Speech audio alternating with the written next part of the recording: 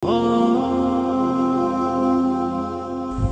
seseorang yang menyelesaikan studinya di bidang kedokteran, belajar di Baghdad, kemudian melanjutkan S2-nya di Liverpool, melanjutkan belajar di sana. Tatkala dia berada di Amerika dan dia mendengar bagaimana telah berkumpul musuh-musuh Islam membuat langkah-langkah ke depan untuk memurtadkan seluruh negeri Afrika. Mereka ingin menjadikan target mereka kala itu tahun 2000 seluruh negeri Afrika murtad beragama Nasara. Itu target mereka. Dia kaget. Setelah dia mendengar, dia tidak diam, berangkat ke Kuwait, negeri asalnya. Dia bukanlah orang besar pada hakikatnya dari sisi ketenaran, tidak. Abdurrahman Al-Sumaid, tak banyak orang mengenalnya. Apa yang dia lakukan? Dia tinggalkan Kuwait, berangkat berpuluh tahun, 30 tahun lebih berdiam di Afrika sana. Subhanallah, berdakwah, menyuruh manusia kepada agama Allah Subhanahu wa taala. Tahukah Anda berapa orang Islam di tangannya? Tadi saya katakan dia bukan orang alim besar, tapi dia punya semangat besar, punya cita-cita besar. Berpuluh tahun di Afrika, dia berhasil mengislamkan 10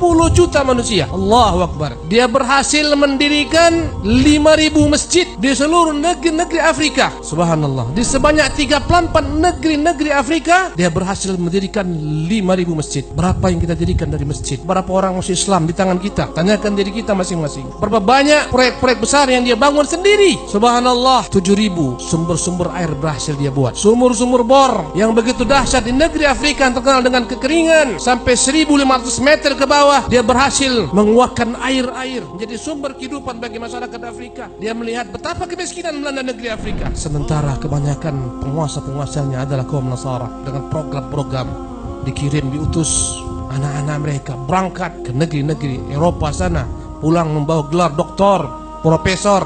Mereka yang menjabat sebagai menteri, mereka menjabat sebagai kepala negara, mereka menjadi orang-orang penting di negeri-negeri sana. Allahu Akbar. Kaum muslimin masakin, fuqara, apa yang dilakukan jemaah sekalian? Dia buat universitas besar di 2 negara.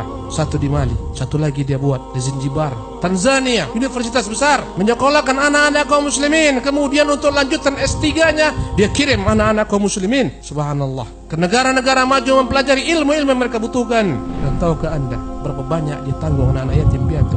13.000 anak-anak yatim piatu yang dia tanggung, dia sekolahkan sampai gelar doktoral dan pulang ke negeri mereka menjadi orang-orang besar. Bahkan di antara mereka pernah berkata, dan dia asalnya adalah anak yatim piatu yang didanai oleh Syekh Abdurrahman Al-Sumaid ketika menjabat sebagai menteri. Saya ini adalah didikan Abdurrahman bin Sumaid. Dia sekolahkan saya dari kecil sampai saya memperoleh gelar doktoral, sampai saya duduk di tempat ini. Ketika dia kuliah di Kanada, istrinya menceritakan dalam beberapa tahun, 4 tahun di Kanada, istrinya hanya punya 4 pakaian saja. Harta mereka jadikan untuk jalan menuju surga Allah Subhanahu wa taala. Karena dia berkhidmat untuk Islam dan kaum muslimin, setiap tahunnya ada hadiah diberikan oleh kerajaan Saudi atas nama Malikul Faisal terhadap orang-orang yang berjasa bagi Islam. Beliau mendapat 1 juta rial. Allahu Akbar. Bilangan tidak kecil. Tahukah Anda berapa yang diambil? Sepeser pun tidak diambil untuk dirinya. Semuanya diinfakkan di jalan Allah Subhanahu wa taala. Dia menceritakan bagaimana dia berdakwah di negeri Afrika. Subhanallah. Tatkala dia dijemput oleh seorang ingin bertemu dengan dia dan ternyata terlambat, mereka mengatakan mereka terhalang dalam perjalanan, banyak halangan di tangan. Kata dia,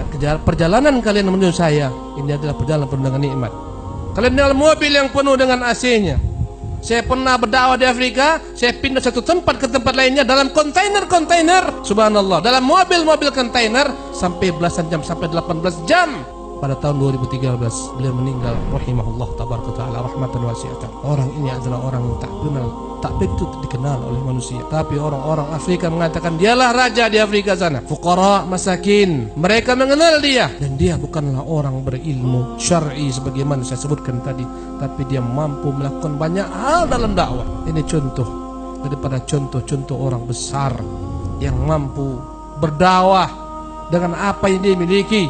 Subhanallah. Maka Anda wahai kaum muslimin yang dimuliakan Allah Subhanahu wa taala, tanyakan kepada diri Anda, apa kontribusi Anda telah berikan kepada Islam dan kaum muslimin?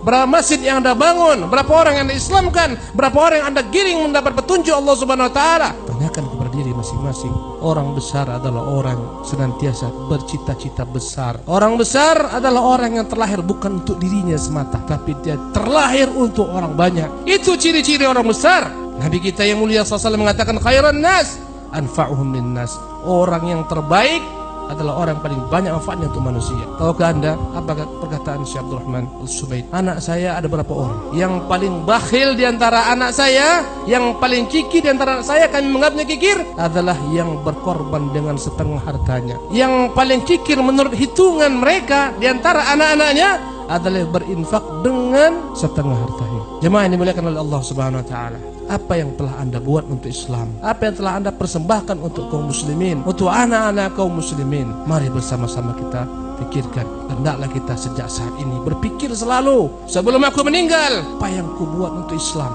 Harta yang kita cari semuanya tak akan mungkin kita bawa ke dalam yang kubur. Yang akan kita bawa adalah amal saleh.